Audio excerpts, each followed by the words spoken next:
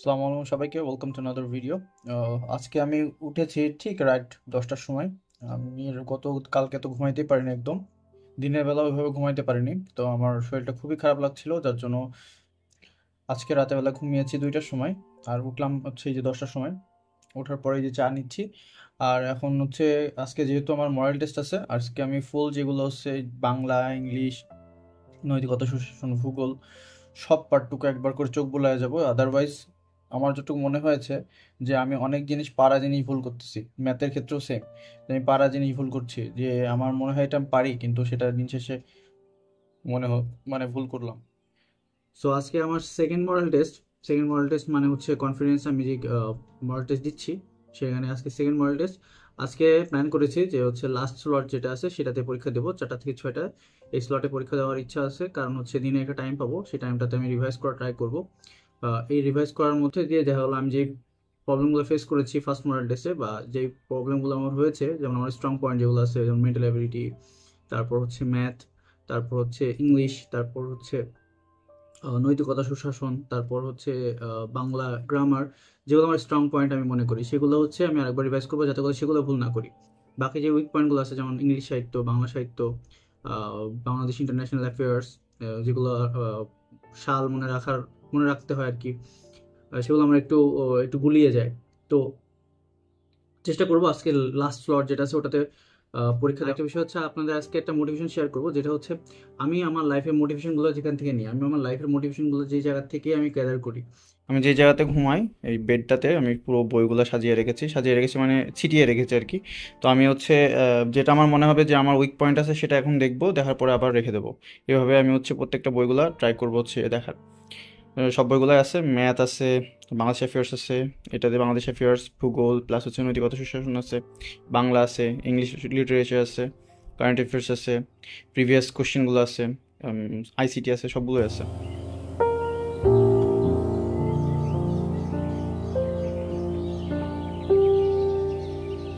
একটা 35 ডেজের একটা প্ল্যান করার চেষ্টা করছি, যেখানে হচ্ছে সবগুলো কভার করার ট্রাই করব।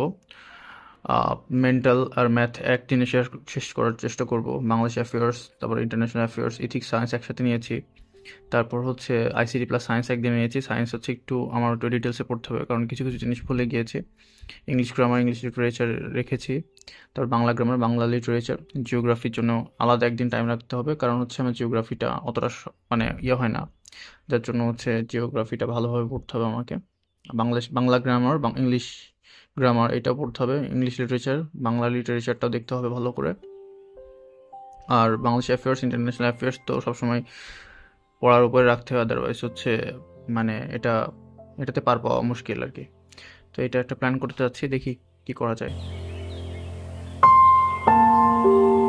এর ওয়েদারটা সুন্দর, বেশ সুন্দর। পরীক্ষা দিতে চলে এসেছি মালিবাগে। এরপর এক্সাম দিয়ে বের হলাম হোসেপ টাওয়ারের সামনে। আসলে এবারে এই যে সামনে যে দোকানটা দেখতে পাচ্ছেন, এখানকার লুচি আর ডালটা অনেক মজা। আমি সেই আব্বুকে যখন ডাক্তার দেখাতে নিয়ে আসতাম, সেই তখন থেকে এখানে সন্ধ্যাবেলা হলে এখানে যদি আসা হয় তাহলে খাই, বেশ মজা লাগে। তখন আমি যাব হচ্ছে এমন একটা জায়গায় যেখান থেকে আমি মোটিভেশন পাই আর কি। আছে হচ্ছে এমসিকিউ দাগিয়েছি প্রায় 151টার মতো।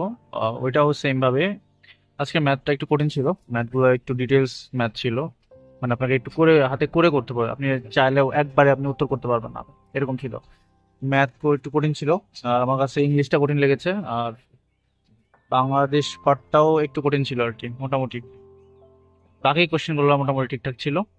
দেখা যাক কেমন নম্বর আসে। ঢাকাতে থাকলে আমার যখন ভালো লাগে না, তখন আমি ফার্মগেটে যাওয়ার চেষ্টা করি। ফার্মগেটে গেলে আমার এমনিতেই মন ভালো হয়ে যায়।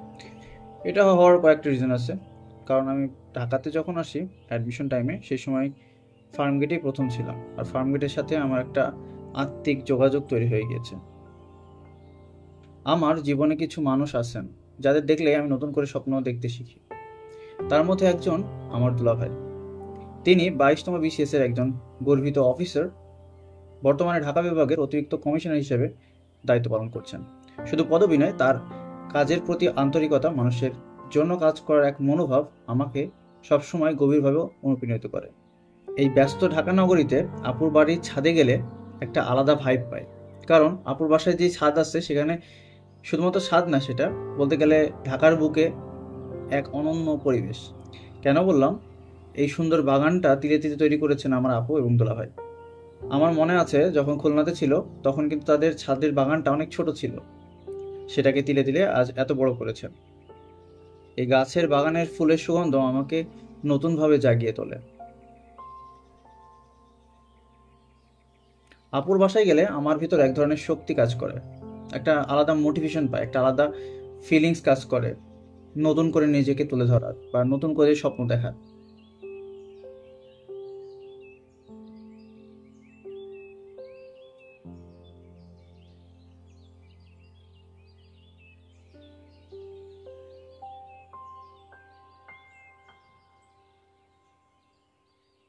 আসসালামু আলাইকুম সবাইকে, ওয়েলকাম টু আনাদার ভিডিও।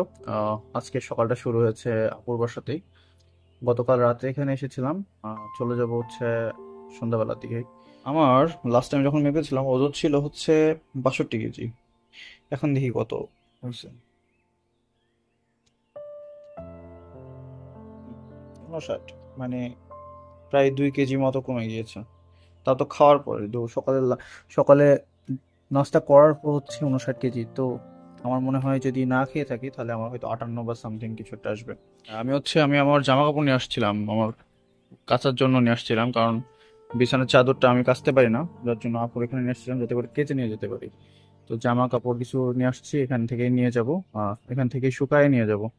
তো যার জন্য মেইন রিজন হচ্ছে এটা। আর একটা রিজন আছে, সেটা হচ্ছে আম্মু তরকারি পাঠাইছিল, তো সেটা নিয়ে যাওয়ার জন্য আর কি।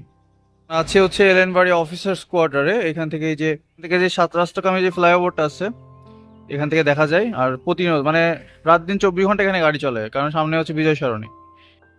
তো মাত্র বাসায় আসলাম, ছিলাম একটা রাত আপুর বাসায়। কালকে থেকে আবার ম্যারাথন শুরু করতে হবে, আদারওয়াইজ মানে দিন যত যাচ্ছে, দিন যত চলে যাচ্ছে তত মনে হচ্ছে যে অনেক পিছায় আছে, হয়তো ভুলে যাচ্ছি অনেক কিছুই, এমন মনে হচ্ছে। দেখি কি হয়, পুরোটা আল্লাহ ভরসা। অনেকে বলে যে বাকিটা আল্লাহ ভরসা, আমার কাছে মনে হয় পুরোটাই আল্লাহ ভরসা। তো দেখা হচ্ছে কালকে, ততক্ষণ পর্যন্ত ভালো থাকুন, সুস্থ থাকুন, টেক কেয়ার, সালাম আলাইকুম।